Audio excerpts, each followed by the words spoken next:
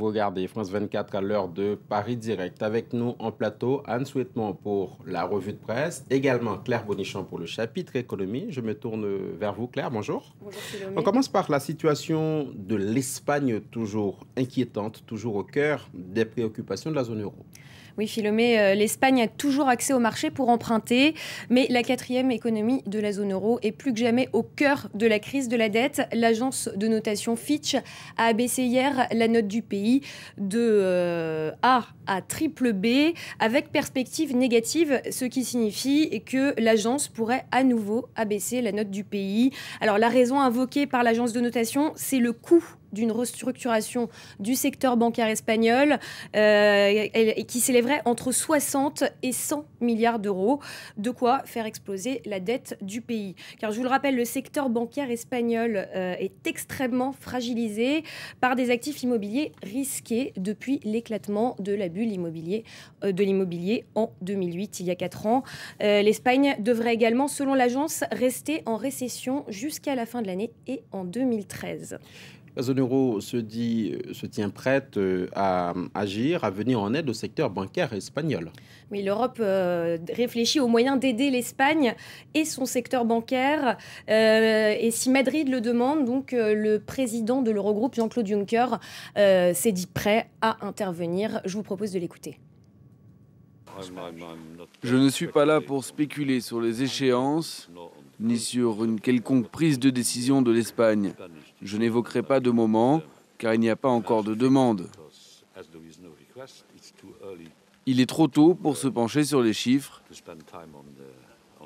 mais si l'Espagne a besoin d'aide, elle sera soutenue.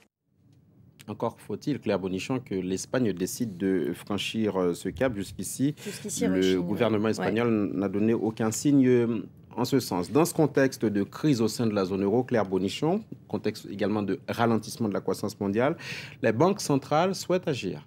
Oui, alors en Chine, la Banque centrale a annoncé hier une baisse des taux d'intérêt d'1/4 de point et c'est une première depuis 4 ans.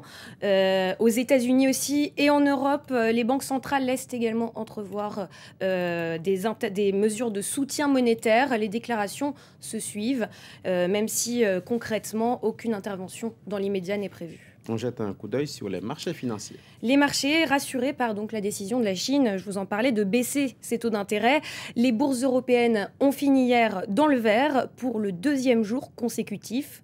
Alors en Asie, en revanche, les bourses sont en baisse actuellement, déçues par le patron de la Fed, Ben Bernanke, qui semble exclure toute action immédiate sur les taux d'intérêt, je vous le disais.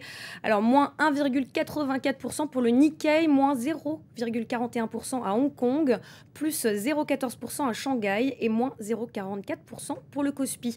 À New York, Wall Street a fini hier à l'équilibre, incertaine des intentions du patron de la Fed. Je vous propose d'avoir les précisions de notre correspondante Alexandra Deglise. La déception du jour est venue de la Fed. Le président de l'institution, Ben Bernanke, s'est exprimé devant le Congrès américain et il ne semble pas prêt à changer la politique monétaire de l'établissement, même s'il s'est dit favorable à une intervention en cas de dégradation de l'économie. Après cette nouvelle, les marchés ont effrité, ont limité leurs gains. Et pourtant, ce jeudi, des bonnes nouvelles. D'abord en provenance de Chine, la baisse des taux directeurs, une baisse d'1/4 de point, une telle baisse n'était pas arrivé depuis 2008 et cela a un moment soutenu la tendance. Et puis bonne nouvelle aussi aux États-Unis, le chômage hebdomadaire a reculé plus que prévu, moins 12 000 demandes pour la semaine dernière. Du côté de la zone euro, pour finir, le succès de l'émission obligataire espagnole a un moment rassuré malgré les taux élevés, mais la dégradation de la note du pays par Fitch est venue assombrir le tableau. Résultat, l'euro qui passait la barre des 1,26 $ en cours de séance a fini en baisse face au dollar à 1,2570 $. Merci Claire Bonichon. C'était le chapitre économie de Paris Direct. On jette maintenant un coup d'œil sur les journaux français. Nous sommes avec Anne Souhaitement. Bonjour Anne. Bonjour.